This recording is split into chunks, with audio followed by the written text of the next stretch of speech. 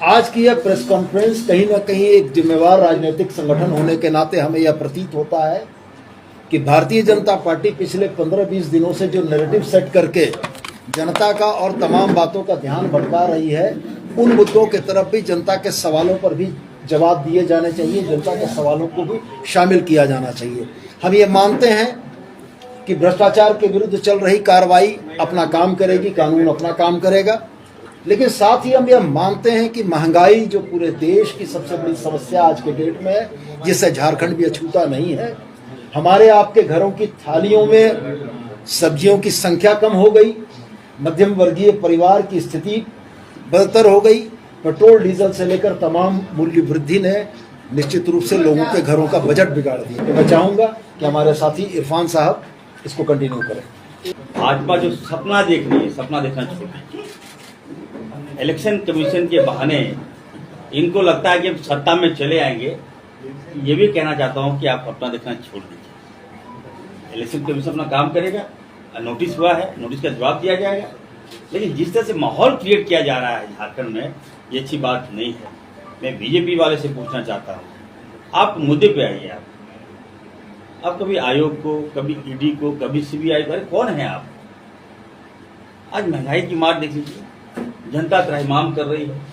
Petrol के दाम 110 रुपये हो गए, डीजल के दाम 107 रुपया हो गया, गैस के दाम 1000 रुपया। तो ये बोलने वाला नहीं है, केवल हमें लगता है कि मुद्दे को डाइवर्ट करने के लिए भाजपा ये कर रही है। हेमंत सोरेन जी की सरकार 5 साल नहीं, मैंने पहले भी कहा कि 25 साल तक यहाँ काम करेगी। बीजेपी के पास आयातित कहते हैं इम्पोर्ट नेताओं का भरमार है, इनके पास अच्छे लोग नहीं हैं। बोरो खिलाड़ी से लड़ाई लड़ना चाहती है भाजपा, तो कभी ये सफल नहीं हो सकती है। हाँ, हो सकता है कि आपके पास तंत्र बहुत ज्यादा तंत्र है, इसका आप मिसयूज कर सकते हैं, लेकिन जनता में काफी आक्रोश है और हम लोग सड़क पर उतरने जा रहे हैं बहुत जल्द। कल तो पूरे हर जगह हम लोगों ने पुतला फूका है और जनता में काफी आक्रोश है। एक जो जनता से चुनी हुई सरकार, जो एक स्थिर सरकार झारखंड में आई है, उसको आप अस्थिर कर रहे हैं। ये हम लोग बर्दाश्त नहीं करेंगे और अब हम लोग को लगता है कि भाजपा को हम लोग मुंहतोड़ जवाब देने का बारी आ गया है और एक होकर हम लोग मुंहतोड़ जवाब देंगे। और जो गलत सपना देख रहे हैं वो बाज आए। हम लोग सीधे साधे भोलेपन है, झारखंडी है ना, इसी का फायदा भाजपा के लोग उठा रहे हैं, बाहरी लोग उठा रहे हैं। अब मुंहतोड़ जवाब देने की बारी आ गई है। अब देखिए, हफ्ता 10 दिन के बाद अब हम लोग और एग्रेसिव होंगे और एटकिक होंगे। क्या पूछ रहे हैं सुदीप जी, क्या मुख्यमंत्री के द्वारा नोटिस का जवाब दिया गया है और क्या दिया है आपने? माननीय मुख्यमंत्री ने निर्वाचन आयोग को इस संबंध में एक पत्र प्रेषित किया है जो हस्तगत हो चुका है। इस पत्र में उनसे और कुछ समयावधि की मांग की गई है और यह मांगा गया है कि मुझको नोटिस का अध्ययन करने और तमाम चीज़ों के मद्देनजर जवाब देने के लिए कुछ अतिरिक्त समय दिया जाए। दायरा तौर पर कोई भी व्यक्ति यह चाहता है कि जो भी वो जवाब दे तो वो जवाब संपूर्ण हो और संपूर्ण जवाब को देने के लिए अतिरिक्त समय की मांग। कितना समय मांगा गया? अतिरिक्त समय की मांग की गई है। निर्वाचन आयोग जो उसमें परमिट करे। इलेक्शन कमीशन का काम है चुनाव कराना, ठीक है सर। सदस्यता, एक मिनट, इलेक्शन कमीशन का काम है, मैं क्लियर कर देना चाहता हूँ। भारतीय जनता पार्टी के दबाव में इलेक्शन कमीशन काम ना करे। आपका काम है चुनाव कराना, आप चुनाव कराइए। अब नोटिस पे नोटिस, अरे क्या कसूर क्या है आप बता दीजिए।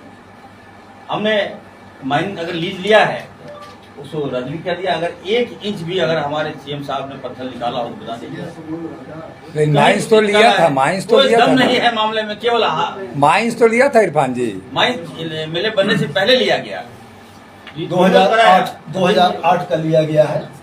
कोई दम नहीं है मामले में, बेवजह इसको कूद दिया जा रहा है। जब आपने पूछा है तो मैं एक चीज की तरफ आपका ध्यान आकर्षित करना चाहूंगा। Justice V N Khare, former chief justice of India है, इनसे झारखंड मुक्ति मोर्चा ने एक लीगल ओपिनियन मांगा था कि ऐसे मामलों में लीगल ओपिनियन क्या हो सकता है।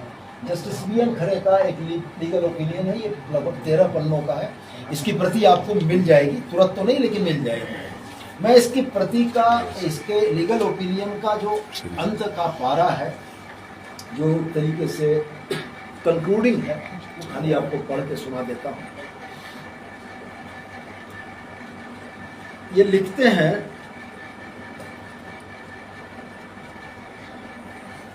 अकॉर्डिंग एनी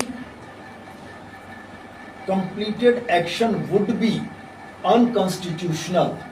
ये खरे साहब का है कि यदि 9A के तहत इसमें कोई भी निर्वाचन आयोग के द्वारा निर्णय लिया जाता है तो उस पर उनके व्यक्तिगत मत हैं, जस्टिस वी.एन. खरे, रिटायर्ड जस्टिस, कि would be unconstitutional, illegal, arbitrary and repugnant of the settled and consisting view of the Supreme Court of India in this regard as referred above। Hindi में अगर बोले तो असंवैधानिक, अवैध, मनमाना और देश के सर्वोच्च न्यायालय के स्थापित और सुसंगत व्यू या पॉइंट ऑफ व्यू उनके देखने के तरीके को प्रतिकूल होगा।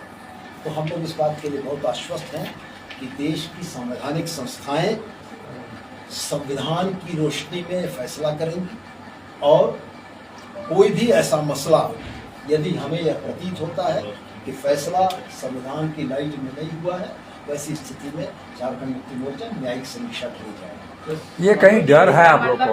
आप लोग को डर लग रहा है कि मुख्यमंत्री की सहायता चली जाएगी? मुख्यमंत्री जी इसलिए वो समय मांग रहे हैं कि और भी अध्ययन करेंगे।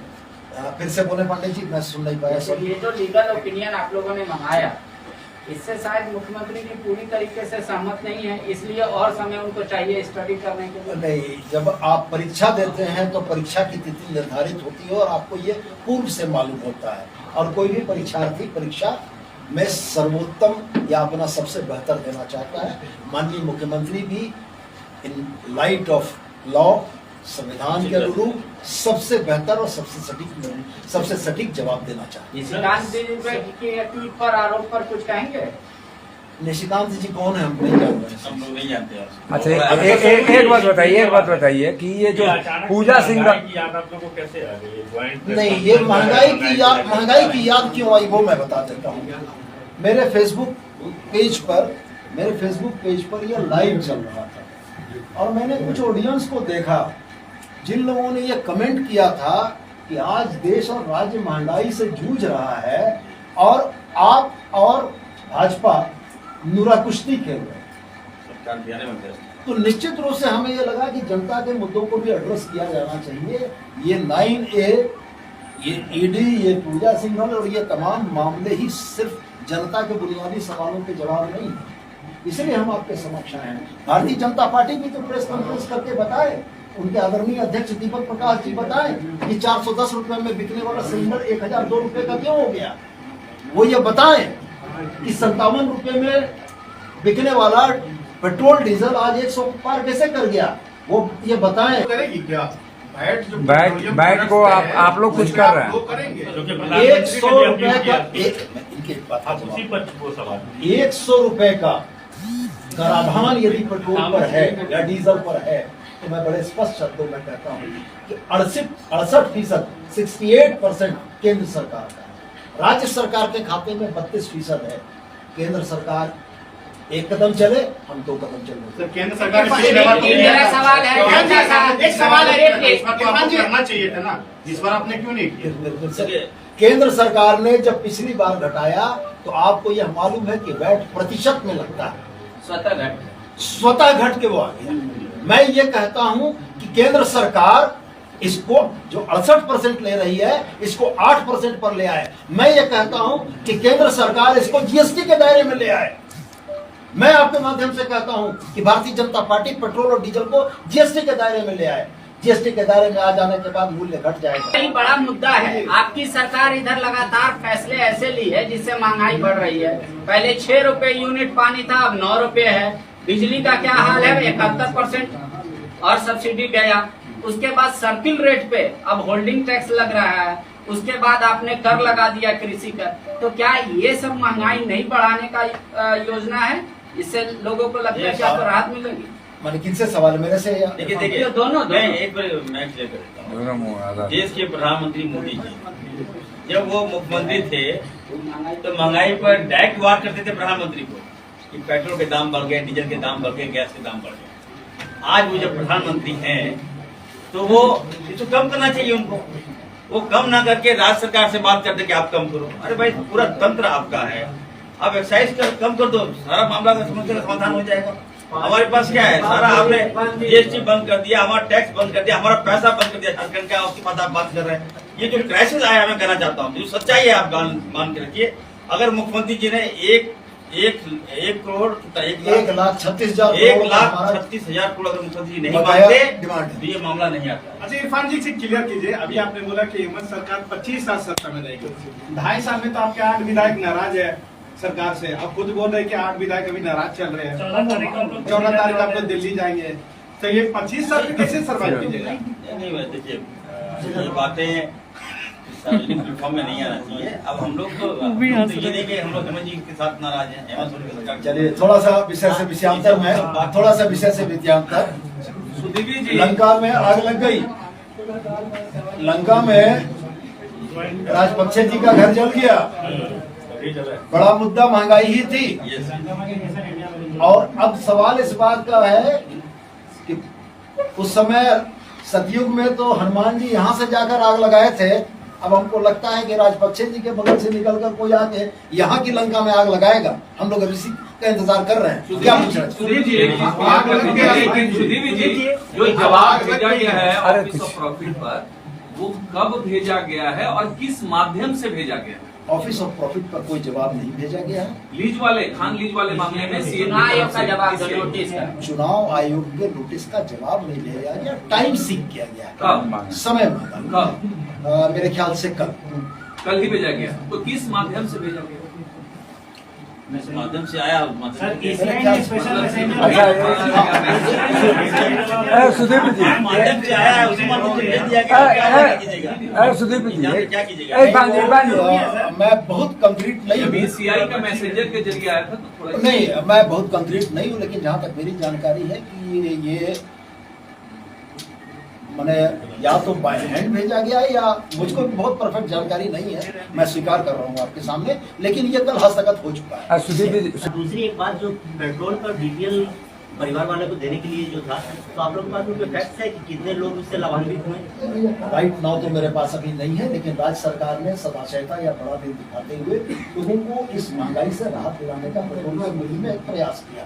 इसके फलाफल क्या है, ये हम लोग अगली बार में निश्चित रूप से आपको देंगे। हमारी सरकार जीरो टॉलरेंस, नो करप्शन। अभी तक हमारी सरकार में कोई करप्शन नहीं हुआ है और नहीं होगा, और करप्शन हम लोग बर्दाश्त भी नहीं करेंगे। अधिकारी पे कार्रवाई, जो मामले सामने आए हैं, ये आपको शायद जानकारी होगा। झारखंड मोमेंटम हम लोग अगर घोटाला देखना है तो झारखंड मोमेंटम में जाइए, जांच करा लीजिए, दूध का दूध पानी का पानी हो जाएगा। और जांच वगैरह की मांग करेंगे आपको जिम्मेदारी देंगे कि पूजा जी को छोड़ करके बाकी सारे अधिकारी जो है वो यहाँ ईमानदार है? ईमानदार कौन है? देखिए, बिल्कुल आपका बिल्कुल सही प्रश्न है आपका।